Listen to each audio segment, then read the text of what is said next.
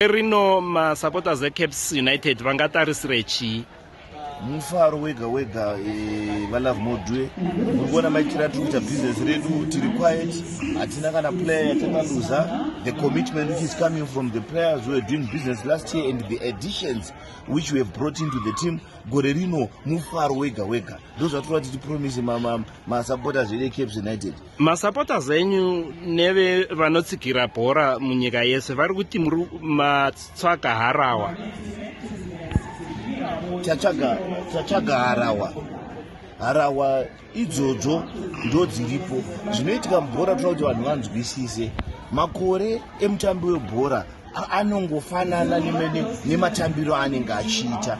Pakauya player duku, pakauya kaplayer kanonzi kaduku kakagona kugoisa sarodho chinyengetere ko kanoregerere chiri kutambiswa bhora. Akagona kugohwesa samanondo anoregerere kutambiswa bhora. Akagona kugohwesa saloti chungwa anoregerere kutambiswa bhora. Tarisai makore evanhu vatamba bhora vari kugohwesa pamatop goal scorers enyu, ndo pamunonyatsoona kuti aiwa chairman vari kufamba negwara rakanaka.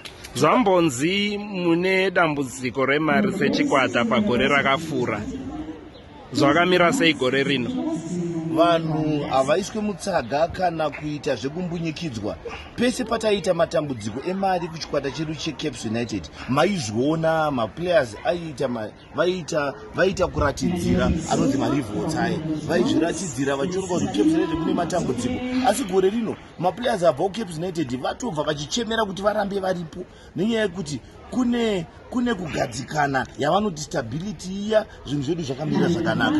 Ava vanhu vari kutaurawo kwevanhu vanenge vari pasocial media, vanhu vanenge vachionawo vachitaura vari mudoro, vari muhwahwa, izvo hazvirambidzwe. Ndo zvinoita kuti bhora redu rinakidze kana vanhu vachitaura nyaya dzakadaro idzodzo. Asi pane dambudziko munobva mapawana, ende seCAPS United tinouyawo tega tototaura kuti gore rino zvakatiomera sezvatakaita paya patakaenda kuTV tikaenda kumagwara ese anofambisa nhau tikati izvi zvinhu zvakaita se izvi zvakatiomera.